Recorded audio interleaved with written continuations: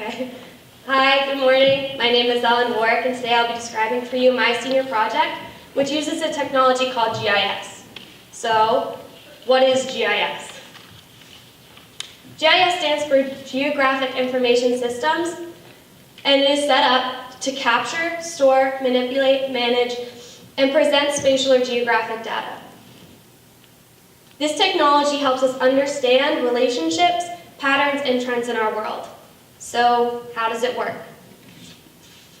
To successfully solve a business or operational problem by using GIS technology, it's essential that we refer to a simple 5-step process. 1. Ask. What is the problem and where is it located? This will help narrow down what you're trying to analyze. 2. Acquire. This is actually gathering the data that you're going to be using. 3. Examine. How is the data organized?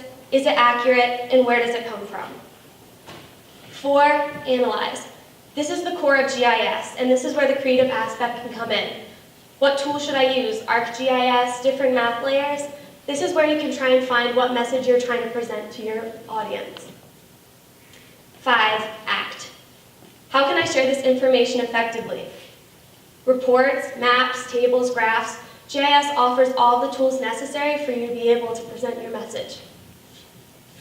So now that we know how to use GIS, what can we use it for? The answer is almost anything. In my research, I studied how GIS can help change the world. GIS has been used to manage urbanization and population growth, track deforestation rates, and even predict deadly disease spread. The list, honestly, can go on and on. So I'm sure you're probably wondering by this point what my project was using GIS. For my senior project, I set out to map the entire New Hampshire Veterans Cemetery in Bosquen, New Hampshire. This was no small feat, considering the sheer size of the cemetery itself. But first, I had to address the obvious problem. Family and friends of fallen veterans couldn't find their loved ones within the cemetery. This should not be a worry for military families in this day and age with the technology that we now have. So with this in mind, I started my project that is comprised of 3 main components. 1, data collection.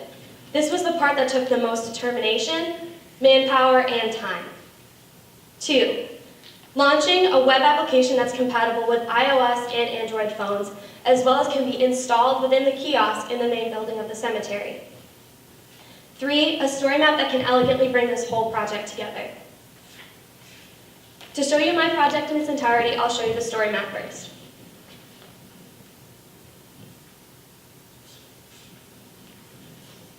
Okay, so this is my completed story map that contains an interactive live map of the 14-acre veteran cemetery. Established in 1997 and completed in 2009, over 8,000 veterans and loved ones are laid to rest here, about half of which are in columbariums. In the next section, you can see the main building kiosk in the lower right-hand corner, which unfortunately is cut off. But what it is when you walk into the main building, on the right-hand side, there's a kiosk that will ultimately have the web application for people to use in the visitor center to find their loved ones. An example image is presented of what the application finder will actually show when they look to search a name. It'll bring them to an exact point and the image will be displayed. This will also be demonstrated later in the presentation on the web app. Then the columbariums are examined. After gathering data on each columbarium, we geo-referenced the individual photos and uploaded them to the web application. Thousands upon thousands of veterans are interned here. In the larger gravesite, I taught more volunteers how to use tablets to collect the data. We had about 20 tablets donated by Bow High School, and for that I'm so grateful that we had that technology available. This was the last portion that we collected, and actually we had a motorcycle group members that came and helped volunteer called Rolling Thunder. They're the group that also escorts caskets into the cemetery when veterans are being interned.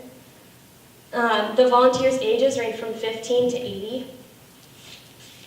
So this gives you an inside look onto the Esri Collector app.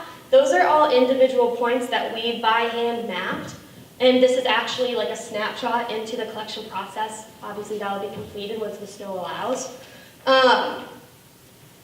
It takes about 1 minute to collect each data point. So multiply that by like 9,000. So when it comes to collaboration and teamwork, this project went above and beyond. In order to be successful, I first had to gain support from the cemetery director and the adjutant general, General Riddell of the New Hampshire National Guard. I worked with trained ArcGIS operators and an aerial remote sensing company to create the final web and applications. So as new internments happen almost every day, cemetery staff can update the live map and web maps to stay current. We plan to develop walking directions for graves and mobile devices, and we recently used an air-optic aircraft to capture the 3D LiDAR data seen in this map.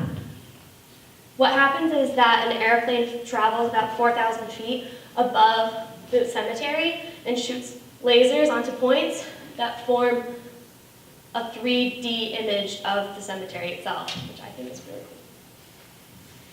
cool. So we were able to work as a team to produce technology that will give back to families of fallen veterans. A project of this scale has not been attempted since Arlington National Cemetery in Washington, D.C. The fact that it was a small community really brought us all together to work on this project. I'm really proud of what we accomplished as a community and what we produced. So my personal takeaway from this project, I not only learned how to manage my time, but I learned how to work in a professional setting, how to work with new people, and how to set and achieve my own goals. A more personal story that I experienced that kind of brought this whole thing full circle was when it was a really cool day and we were data collecting, and an elderly Vietnam veteran was 2 sections over from me and he kept accidentally locking his tablet, and he didn't understand, and so I had to keep walking over to help him. And he finished his section and said how he had to go say hello to his wife, so he had to leave. And I said, of course, thank you so much for helping. And it wasn't until we were driving away that he was in the section I'd been collecting, paying his respects to his wife that had been buried there. And that was kind of when it hit home that this project not only impacts community, but it impacts individual lives. And that's what makes it really worthwhile for me. So in conclusion, I'd like to show you the final product. I think it looks really cool.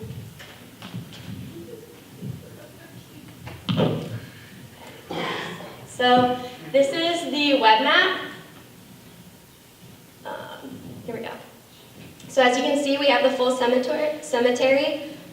Around these are 20 obelisks that are commemorated for active duty and memorializes people who have served in the military.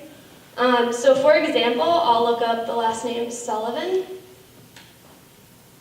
and it brings me to an exact data point where the grave is. You can see the information, section 1C, row O, date of birth, date of death, and the grave number. And if you click on the attachment, yep, we have the exact picture that someone took when they were collecting the data. Looks very simple, but a lot went into it. So yeah, that is the web map. Hopefully that helps explain. I just fit 2 years of work into 10 minutes, so if you have any questions, let me know.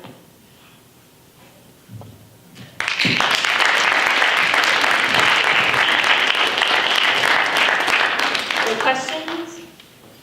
Dr. Hassmeyer? That is just an unbelievable project. Thank you. Really impressive. I'm curious, you mentioned Arlington. Is this technology used at veteran cemeteries all over the country, or is this a fairly new innovation on your part? Or?